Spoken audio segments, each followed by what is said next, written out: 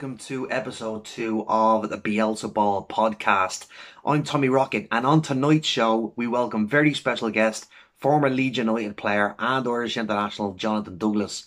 Dougie's going to talk about his career with Leeds United, spanning through the managers that he played for, some of the players he played with, and all the way up to today's modern day Leeds United team.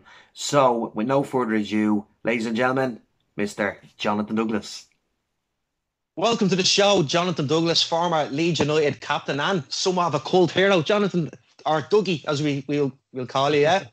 Yeah, Dougie's fine. Yeah, Dougie's fine. I've been called a lot worse, so Dougie's Dougie, fine. How have you been keeping since you stopped playing football? What have you been up to? Well, I started doing the old coaching badges like, everybody else seems to do it. Was going to go down that route, but just found that, when I had retired, there's a couple of young lads that I'd played with in the past, a couple of Ipswich and stuff that asked me to help them out with clubs, find clubs and stuff, so I tried to use, some of my contacts still in the game to help them out, and I really enjoyed it and decided to set up my own company and agency. So that's about 2.5 years ago, but just before Christmas I went in with another agency just to just they're a bigger agency. I found it difficult on myself. You have contacts, but it's hard to to get lads with clubs and stuff. I didn't have the facilities, I didn't have the backing of the company that I have now behind me, so it's been a good move. Okay, brilliant. And is there any players that are on your books at the moment that we should keep an eye out for? There'll be a few, hopefully. Yeah, I've got a couple of lads that I wouldn't mind getting them moves at the moment, but we got young Owen Toll from Derry, so I'd like to get a couple of young lads from Ireland and bring them on the journey basically that I went on many moons ago. So I've been trying to add a couple of young Irish lads to my books and give them the opportunity that I had, really. Absolutely. Well, I'm involved with Belvedere Football Club, so we've had quite a number of players going across the waters, and some of you played with and against as well. So, yeah, I understand exactly where you're coming from, which leads us into the kind of your story as a footballer. I heard a recent story. I missed the show, but me dad, who was a coach at Belvo as well, he was telling me that Brian Kerr was on the show saying that he went to a match up in Monaghan and he randomly seen you playing. Can you tell us more about how that developed, and is that story true? I've heard that as well. I think he was on the TV the other day, so I had a mate who sent that as well. I was playing with Monaghan United. I was probably maybe 14, 15 years of age. I first started out at Clonus, that's my hometown. Right.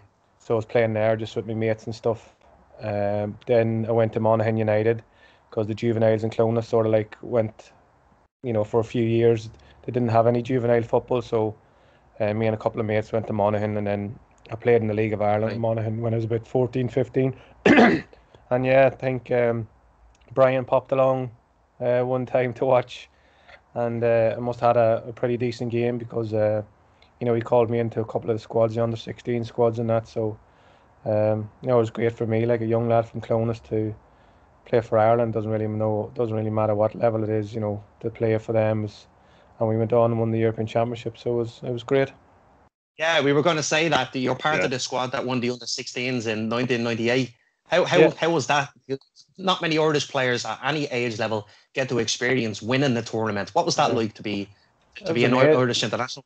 It was amazing, so it was, and obviously I think there was a program on when I was back home a couple of months back that I watched, that Brian Kerr's Kids or something it was called, and they were looking back on that as well. And I think around that time Ireland juveniles was especially under Brian Kerr was flourishing really. It us, the under 16s, winning the Euros, the under 18s who done really well. I think they were third in the world or something. So we had our team, we had a good side with John O'Shea, Andy Reid, people like that who went on to, play a lot of games for Ireland and international level and play in the Premier League. So, and obviously under Brian Kerr and Noel O'Reilly, God rest him, we had two lads who we really wanted to play for, and it was a great bunch of people.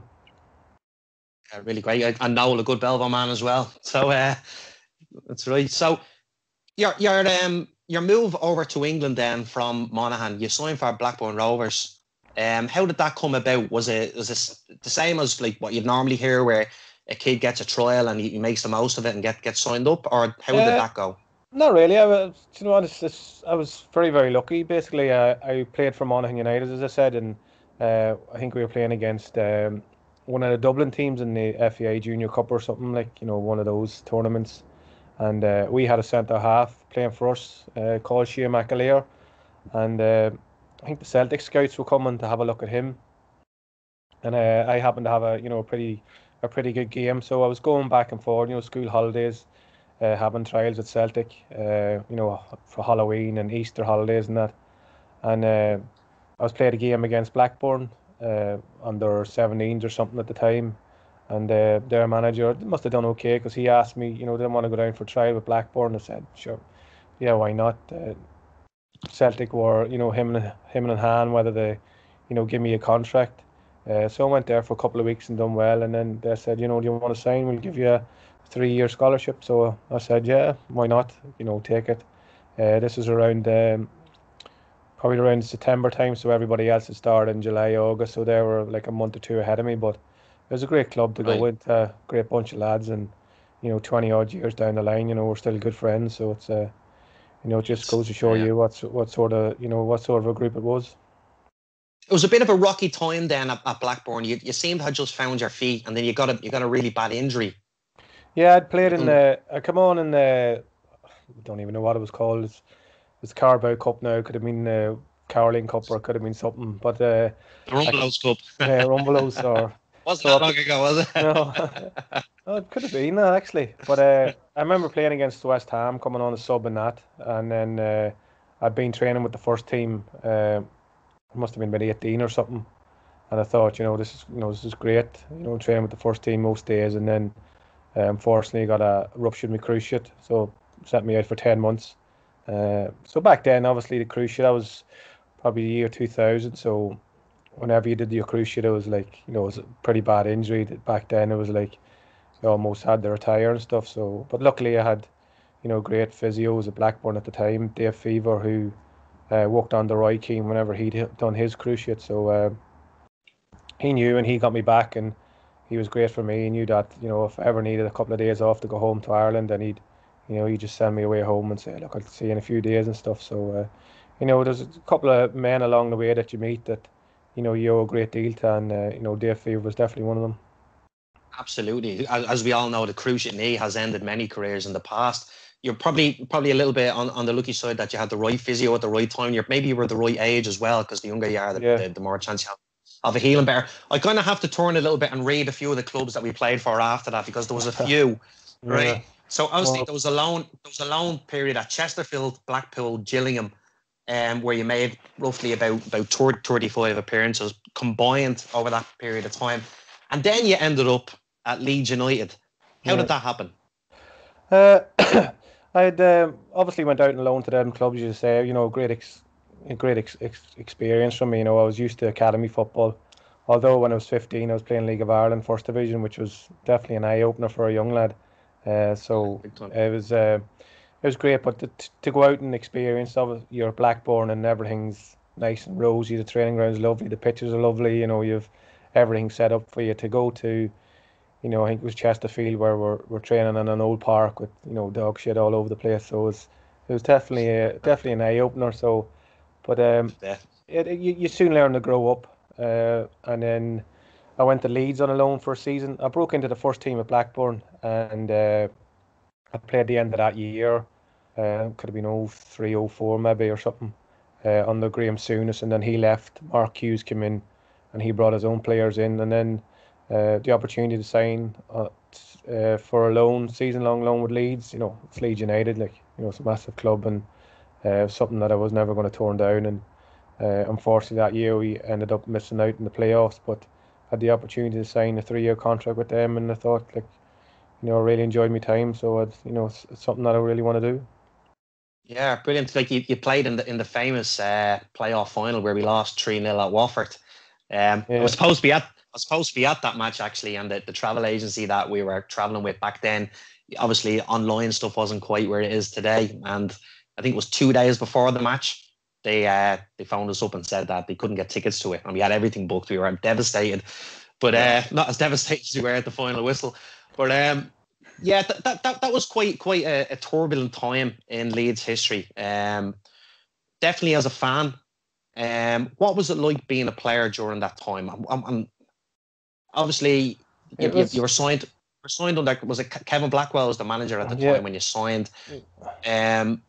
What point was the club at then when you signed? Obviously, just post Premier League. Were they still a club that appeared to be the ultimate professional club, or was it a visible downhill slope? The first year when I was on loan, we didn't really see anything. The off-field stuff, everything was going well. We got to the playoff, final. We done really well last season. Unfortunately, we come up too late or whatever against Watford. We just didn't turn up on the day and they beat us convincingly 3-0. But then after that, I was there 4 years, had 4 different managers, so to have 4 different managers in 4 different seasons is it's not that's not going well, or off-field stuff's not going well, and things soon deteriorated with us getting going in administration, being deducted, I think overall 25 points. I think we got 10 and then 15 the following season. So, but it was, for me, it was still Leeds United. We were League One or whatever after we got relegated, and we were still getting 18 to 20,000 coming watching you, and you any time you're away from home, or we're way down in Bleeding Yeovil, and it was just packed out, you know what I mean, on a Tuesday night or whatever, and it was just, for me, it was great to be there and it's great to play for them. But the off-field stuff, you could tell that things weren't going well. I remember turning up pre-season one year and we had no sponsors, and so we were wearing last season's training kit with big patch over the front of it, because nobody, there was no sponsors, no nothing, and you're just thinking, this is Leeds United. A few years ago, I was watching them, in the Champions League semi-final, or I was going to watch them against, Valencia or Real Madrid or whatever, and you just think it's fallen, but eventually everybody knew it was going to get back to where it is today, and it's great to see it. Yeah, it sure is. Now, one thing that I'd love to ask you, and I'm wearing the Marcelo Bielsa t-shirt now because he's a god in Leeds now. He's an absolute god.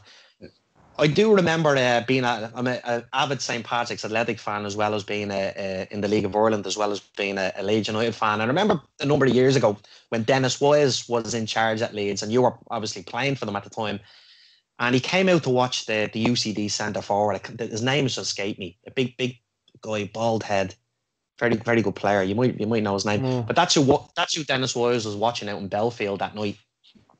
And Denis Wise is renowned. He wasn't like that Leeds. He was never like that Leeds. Not when he played for other teams, and not when he was the manager. Not from a fan's perspective. He just never warmed to him. Yeah. But I remember him sitting beside me. He was literally feet away from me. And if it was any other Leeds manager, especially then, I'd have went over for an autograph or something. But I didn't even go near him. I just didn't like him. How was he received in the dressing room by the players? When he first came in, he was all right. You know what I mean? His mate was the owner, Ken Bates, at the time. So he came in to try and ruffle a few feathers, and try to get some of the bigger lads off the wages, Gary Kelly and people like that there. Kevin Nichols at the time, who was captain. Those boys didn't see eye to eye. I got on with him okay. I wouldn't say it was a great relationship with him, but I was there to do a job, and that was to play football. And but I seen him, treat people or players, very disrespectful. For lads like Gary Kelly, he didn't treat him the best. You know what I mean? Gary Kelly, was a hero of mine. So when I first went there, he was, he's one of them lads who take you under your wing and look after you. And there's a story where we had 2 younger Irish lads playing on. I think Cy Madden's still playing. Is Cy Madden still playing back home? Is he Shamrock Rovers? Simon Madden? With somebody. Yeah, he's still with some. I think he's with Shamrock Rovers. Yeah. So Gary Kelly went with them and told them to pick an apartment that he'd pay for the year for them. So stuff like that there that people, nobody ever really notices or nobody ever really hears. But he was, and I just seen the way Wise, he tried to treat him and tried to disrespect him, basically trying to get him off the wage bill to help the club, but there's other ways that you can go about that. Like you can treat him like a human, and for me, from my point of view, I didn't really like that, and I wouldn't call Wisey up for a beer or anything. So he's, but to be honest, I haven't seen him for quite a while, and as I say, he went in to do a job, and I was to try and get some of the bigger lads off the wage bill, and unfortunately it backfired to him because some of the lads that we all respected just respected Leeds and didn't want to leave Leeds. Basically, Gary Kelly, that's his only club that he played for, and why should he go and leave somewhere else when he's got last 6 months of his contract? Yeah, 100%. So you kind of confirmed what I thought Denis Wise might have been like, probably as boisterous off the pitch as he was on it. After Denis Wise, then who was in next? Was it Gary McAllister? Gary McAllister came in for a while, and that was the year we got the 15. We started minus 15. Had a really good season. Then without that deduction, I think we would have got automatic promotion. We would have finished second. Yeah. So we got to do playoff final again, I think, that year. Unfortunately, again, didn't turn up. But he was.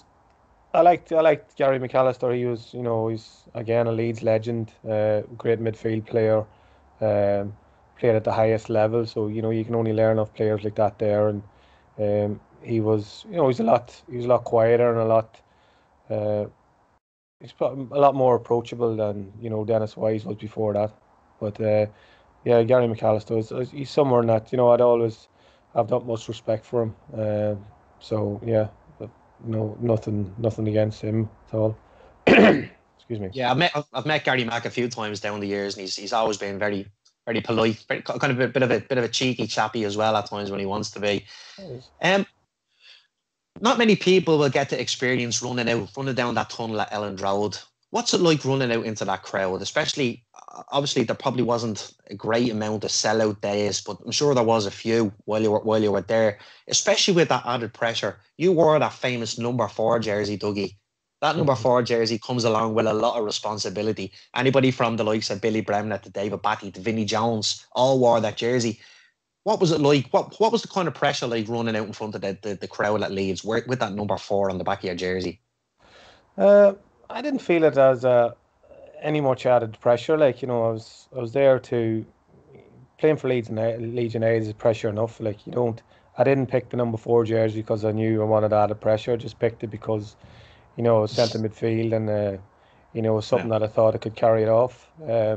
Obviously I was nowhere in the same level as those boys you just mentioned, but I knew that I could give the same 100% as they did, and as long as if you give 100%, doesn't matter what club you're at, especially Leeds, that they're no mugs, they know their football, and they know who's not giving 100%, and they're not afraid to let you know if you're not. And I think my whole time there I don't think I ever let me form dip to below where I didn't give 100% for them. I think that's the one thing that you'd be remembered for, Dougie, at Leeds United, and that's one of the reasons that we got in contact with you, because so many players pass through the doors between Championship, League One, and even getting promoted back up that many of them are forgettable. And even looking back at some of the squads, I went, geez, I forgot about him and him and him. And I'd look a little bit on myself as being a bit of a Leeds United encyclopedia at times. But one thing we can say about that era is Jonathan Douglas is most memorable for always giving 100%. You were always in the team. You're one of those players that when you walked off the pitch, you knew you left nothing behind on it, and that's why you're almost for that era at Leeds. You're a bit of a cult hero. I don't know if you realise that or not. No, I wouldn't go that far. I think there's. I think I think you are, Dougie. I think you are. No. I just knew going on that on the field I wasn't the most technically gifted. I knew that but then I knew that the lad I was facing, that I could outrun him, or I could be fitter than him, or I could outwork him, and that's no excuse. You need to be able to outwork whoever you're playing against. I was probably never as good in the ball as him, or I couldn't beat a boy or do a couple of step overs, but at the end of the day I knew I could, I was fitter than him, and I could give more than he could give, and I was going onto the field. I knew that I looked after myself off the field. I knew in the summer that, when I went home to Clonus that, I'd be still running the roads or going down to the Gaelic field and doing a bit of running, or just, the local soccer pitch. And I knew that in the back of my mind, I knew that I needed to do that because I knew the season that's coming up, I need to be one step ahead of everybody else, probably because of lack of ability. But, it's just like you got to give 100% in anything you do. And if you're not, then, you're only cheating yourself, or you're cheating the people that are paying, good money to come and watch you. Exactly. It's professionalism. Yeah, it is. Oh, sorry. Go on ahead. I was going to say, how do you think you would fit into Bielsa's system, Dougie? Do you think you'd be able for the kind of all go, like the murder ball and everything? I think you'd have to buy into it because it's who he is and what he's done. And, I think if he came in and there was the whole murder ball and the results didn't actually go the way they were going, then, a lot of the lads out there probably wouldn't buy into it. But the fact that they're getting results and almost got promoted the first year and then obviously got promoted, then, results mean everything, and it doesn't matter what really you're doing on the training ground. As long as you're getting results, the lads will say, well, something must be working, or this is working. But I speak to Stewie Dallas and Adam Forshaw. I speak to them, text them on the phone. But I think last season they came down. Was it last season they played against Brentford? So I still live in the Brentford area, so I went and met the two of them in the hotel, or met Stewie Dallas in the hotel, and just by looking at Stewie, you just see there's not an ounce of fat on him. You just think he's like a greyhound, like. And yeah, he's one of those. His performances since Bielsa's went in is just like, it's taken him to a different level, and he's taken like other players along to a different level that you'd never have. I'm not saying I never thought Stewie would play in the Premier League, but I never thought he'd look as comfortable in the Premier League as he does whenever he's playing. Anytime I watch him, he just. He stands out for Leeds. I'm not saying that because he's my mate, but he's. I think every Leeds fan can say he's probably one of the best, most consistent players in the last couple of seasons. And there's a lot to be said for that as well, because not only is he consistent, say at right back, he's consistent in every position he plays, which there's a lot to be said for that. Sometimes he moves into midfield, and a lot of players could look uncomfortable having to go from their comfort zone of maybe full back or whatever. But he plays well no matter where he plays for Leeds, and there's a lot to be said for that. And there's so many other players who you might have said 2 years ago, 3 years ago, before Bielsa came, that they're pretty average players, and they're holding their own in the Premier League at the moment. What was training like when you played with Leeds? If you're talking to Stewie now, and he might be talking about murder ball and all these different games that Bielsa's introduced, how does it compare to 10 or 12 years ago when you were there? It'd be totally different. Like the professionalism nowadays, like from 10 years ago, like them boys are getting weighed every day of the week. There'd be no, like, whenever 10, 12 years ago, you're getting weighed once every 3 or 4 months. Like, you know what I mean? You have your body fats done. They'll be having body fats done every day, just to get them little 1%, as everybody says. And as I say, it's working. And I'd say the mortar ball, I wouldn't be enjoying it anyway. My legs wouldn't be enjoying it on the Wednesday or Thursday after. That's for sure. I wouldn't say so. Come here. You played with a lot of players that we remember today, the likes of Luciano Becchio and Jermaine Beck. Who was the one character in the dressing room back then that just made everybody laugh? Who was the dressing room joker? Gary Kelly was on a different planet. Like he was obviously we had Robert Snodgrass there as well, who's a bit of a joker. But for overall, it was Gary Kelly. He was, he's one of them lads who had everybody together. He was, at Leeds from, he was 16, so he knew the ins and outs, and he'd tell you, this is what you expect, or this is what these fans expect of you. You know what I mean? But he knew when you had to work, but then he knew that you could have a good time, and when it was time to have a good time, he was definitely one of the lads who was, we'd go to his house.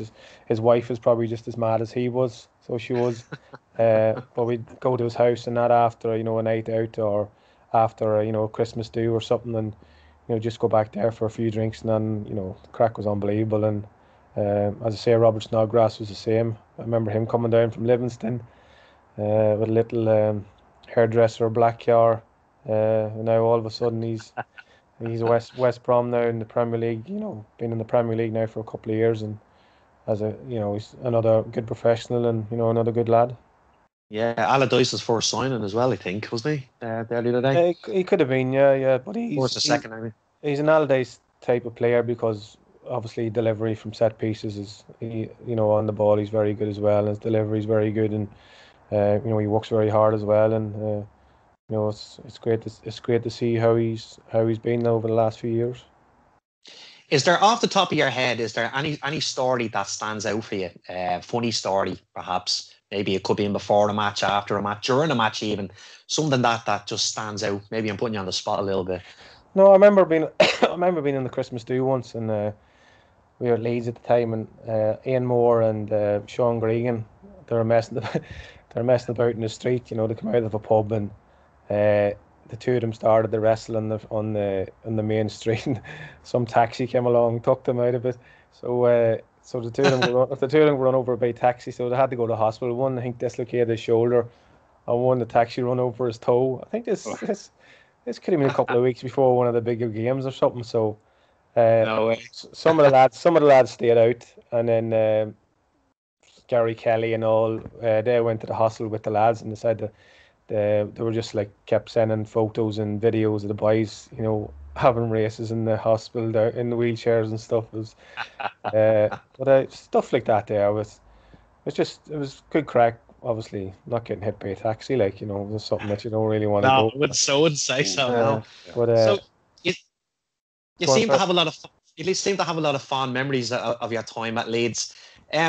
How did it come to an end? What was the final straw? Obviously, you left Leeds in 2009, which was just before we went up as well. So your few years of hard work to get us to the point where we can challenge to go back up again, and you left just before.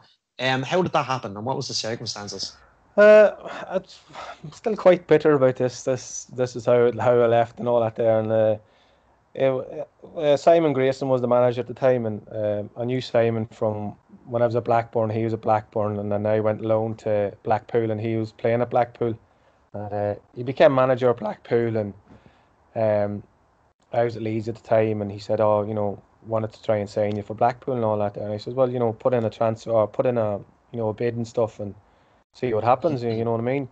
And then this is around the time that I think Denis Wise could have been manager, and I think he wanted me out anyway. So he was talking to every club basically. But I was very happy where I was.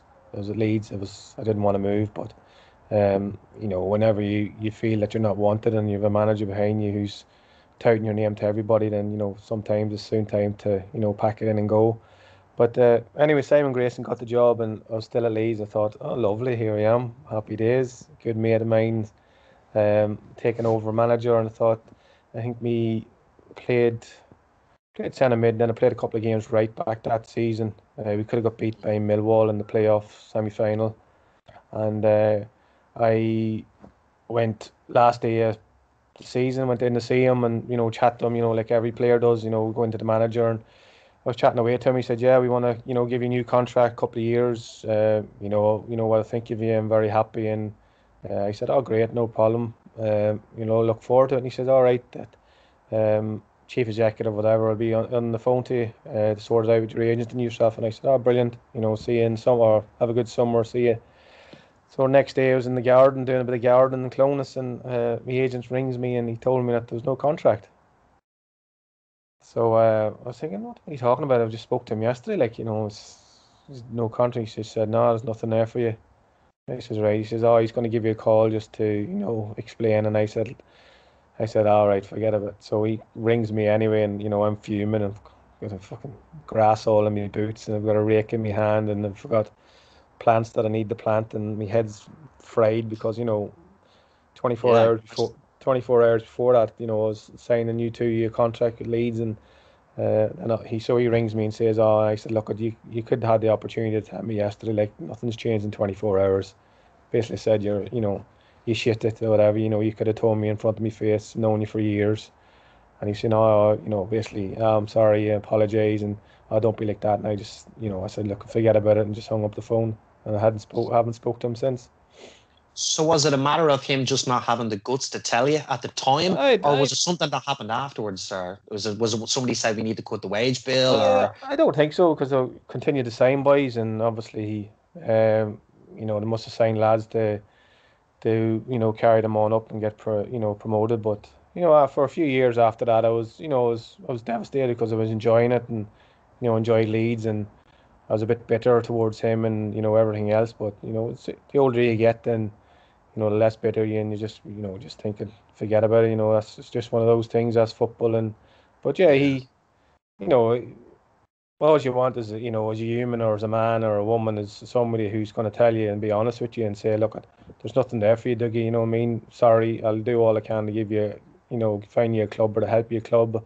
Anybody who rings me for a reference, I give them a good reference, and then you shake hands and you move on, and that's it. But the fact of the matter is, that never happened, and for a while I was a bit bitter about that. But as I say, you soon learn to go a little bit older and a little bit wiser and forget about all that stuff. Right. Well, it's a sad way to end what was a quite a memorable experience at Elland Road. You still had quite a decent career afterwards. Probably for me, most memorable, maybe at Ipswich, where you made a number of appearances, and then obviously your career came to an end. Was that down to injury, or was it did you just decide that enough was enough? I just decided enough was enough. As injuries, and I moved over when I was 16, so I was about 36 at the time. So 20 years of putting your body through it.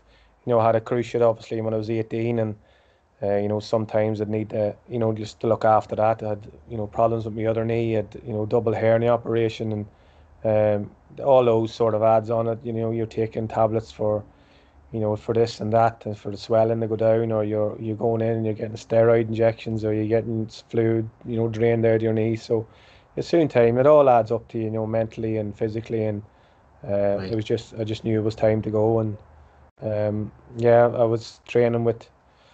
I think I was in training with Luton at the time, and just to keep fit, and maybe something might happen there. And I went home for Christmas.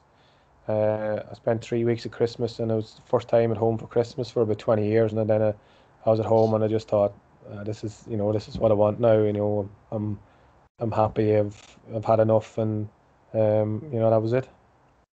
And you're still living in the UK at the moment. You said you're near Brentford. You're still in London, the area. Still London. Yes. When I moved down here first from Swindon, I moved into Twickenham for a while, and then moved into Brentford area, and from then on, I've been here since. So it's it's a nice area. It's Heathrow's 20 minutes away, so whenever I want to fly home to to Ireland or whatever, it's it's pretty handy to get home. Close by. And how have you been getting on yourself during the lockdowns like that? So obviously it's a pain for everybody having to stay at home and not be able to go to football matches or even for a pint. How are you getting on yourself in lockdown? I was lucky enough to get home to Ireland before all the lockdown stuff came in, up there, the proper level 5 and stuff. So I went home for about 3 or 4 weeks. Then I've been over here now in England now, back now a couple of weeks. So as you say, it's everybody's in the same boat, and the sooner the better it all passes, and the better for everybody. Not just football fans, but everybody. You know what I mean? So it's difficult. It's obviously it's like you're cooked up in a room, or you get out for an hour for a little bit of a run. But at least we've got 20-25 years ago would have been a whole lot different without the stuff we have now, like Skype, or you have Zoom. At least you can be able to see people. You see your family on the phone, or stuff like that there, FaceTime. So it could be worse. It's not ideal for anybody, but as I say, if it was 20-25 years ago, it could have been a hell of a lot worse. Yeah, boredom would really set in, wouldn't it? Having to watch RTE all day. No Netflix. Listen to him and Dumfries. Oh, stop! He's gone, thankfully. Mm-hmm. But moving into current Leeds United standings, how much of Leeds have you watched this season, Dougie? And what do you think of Bielsa's style of play?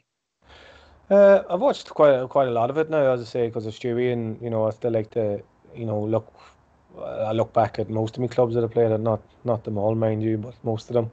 But the style of play it's just I think it's refreshing. It's mind-boggling. It's mad. Like it's like a 1v1 all over the pitch, and wherever your man goes, you go. And I think it's one of those ones where he has them fitter than any other club. He has like them boys are going into every game knowing that they're fitter than the opponent that they're up against, and psychologically that's great for yourself.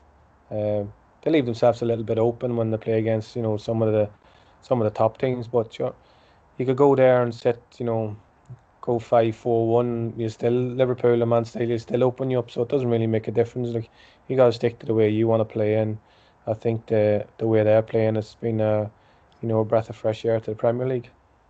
Yeah, I have to agree with that. Like even if I didn't follow Leeds, I still admire a team that comes out and plays the way they play.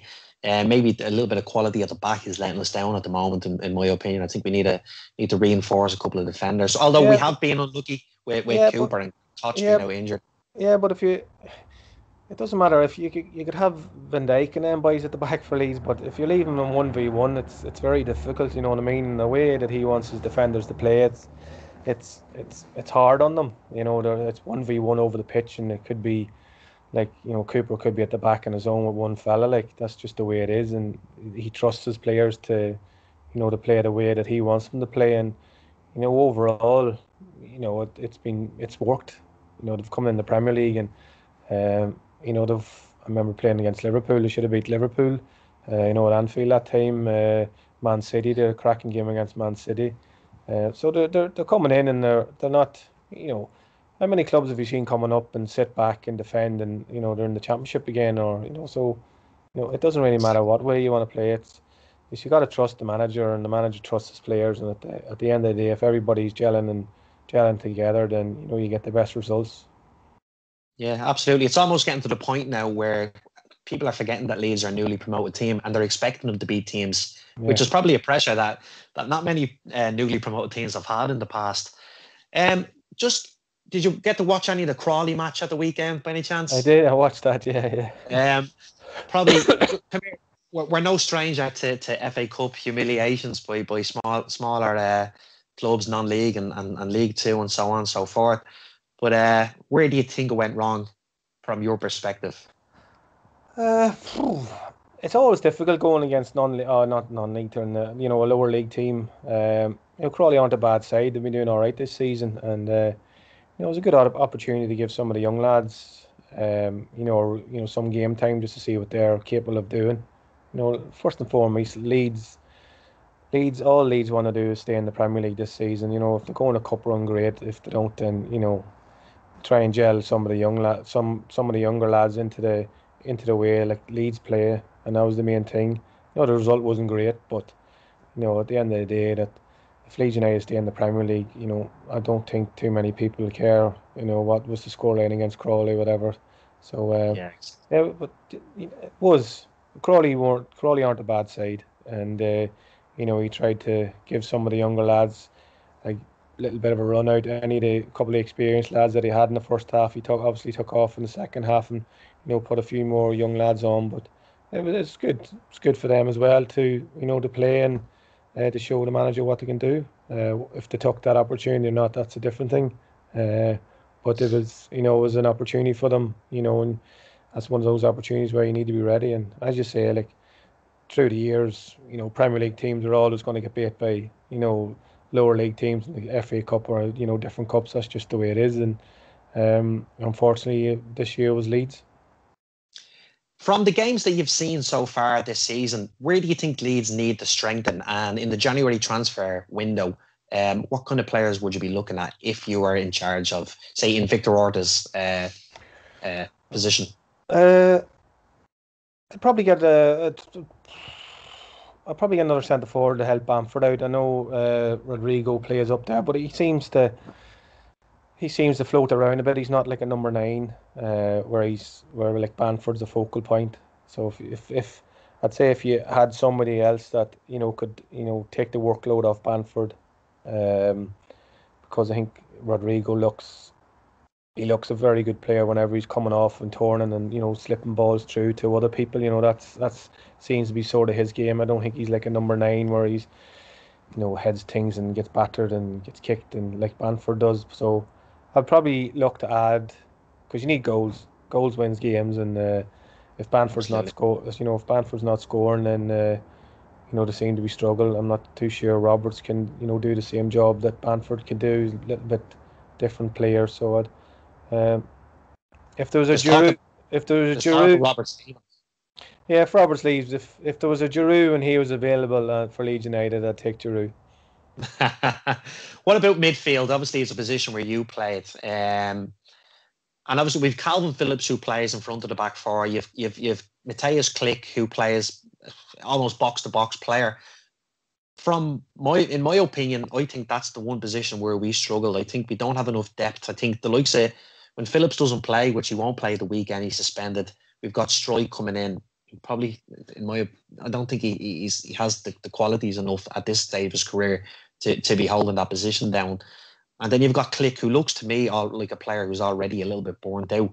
Would you agree that we probably need a central midfielder, somebody that can get in, win a ball, pass a ball, a little bit of a midfield maestro? Yeah, definitely. You need good quality people in good quality areas, and especially midfield in the Premier League is one of the areas where you need to have a strong core group of lads. And the way Leeds play, it's just gung ho for 90 minutes, 95 minutes, like so.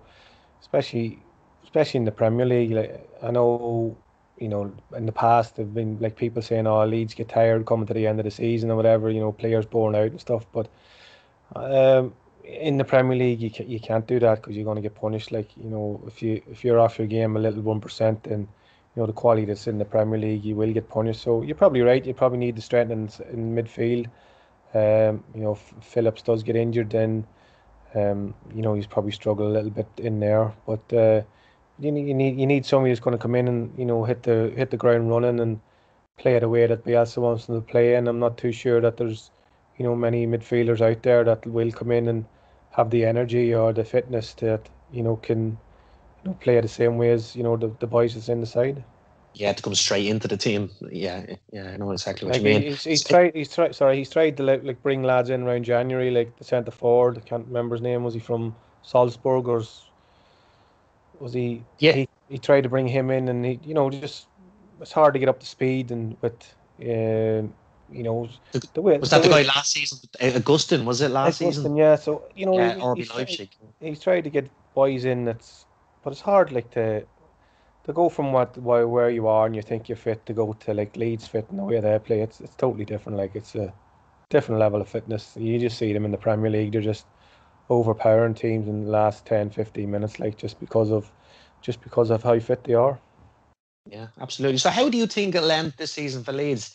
Obviously we're on 23 points and we're 2 games shy of halfway, and we're already 3 points ahead of schedule. Because you would have said at the start of the season, by the time we hit 19 games, we need 20 points because you need to get to that 40 point margin. How do you think the season will end for Leeds? For me, I would like, obviously, as quickly as possible, get the 40 points and then just enjoy the rest of the season and, just go for it, because Leeds United staying in the Premier League, you still have to remember that they're only after coming up, they're a new team, and they're only getting used to the Premier League. And for them to stay in the Premier League this year, I think would be, that would have been their main objective at the start of the season, like just to stay in the Premier League, and then next year kick on again, and the year after that kick on again. So for me it'd be get to the 40 points as quickly as possible, and then just enjoy the ride really, and see where they can go.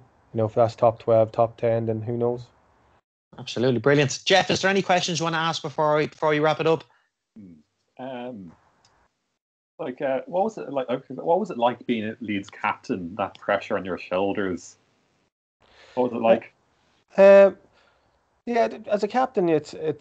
I was lucky enough that I had a group of lads that were, some of them were older than me, and a lot more qualified than me to captain, a team like Leeds United. But it was a great honour. Like,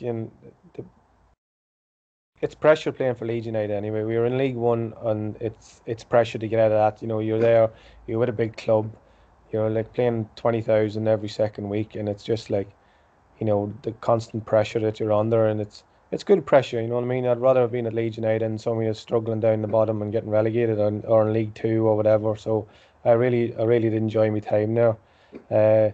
And being captain it's an extra added bonus. You don't really feel that you're captain when you're playing. It's just like off the field is when you're, captain. You have to do a lot more off it, like sort tickets out, or sort like little stuff that people don't see. Like Christmas dues, nights out, meals for the families, stuff like that there. And so there's no more added pressure that being a captain and just playing for Leeds. It was all pressure, but it was good pressure. Yeah, come on. Well, Dougie, from our point of view, you've lived our dream. Yeah, You've not only got to run out for Ireland, you've got to run out the tunnel at Elland Road. You've got to pull on the captain's armband. You scored for Leeds. You've done everything we've ever dreamed of, and we'd like to, on behalf of the Leeds fans, especially the Irish Leeds fans, thank you for everything that you've done while you were at Leeds United. Thank you very much. Thanks very much for being part of the Bielsa podcast, and I wish you all the best in your new venture now, being an agent. I hope your players go on to achieve great things. Ladies and gentlemen, Jonathan Douglas, thanks very much for being with us. Thank you very much, my pleasure. Thank you.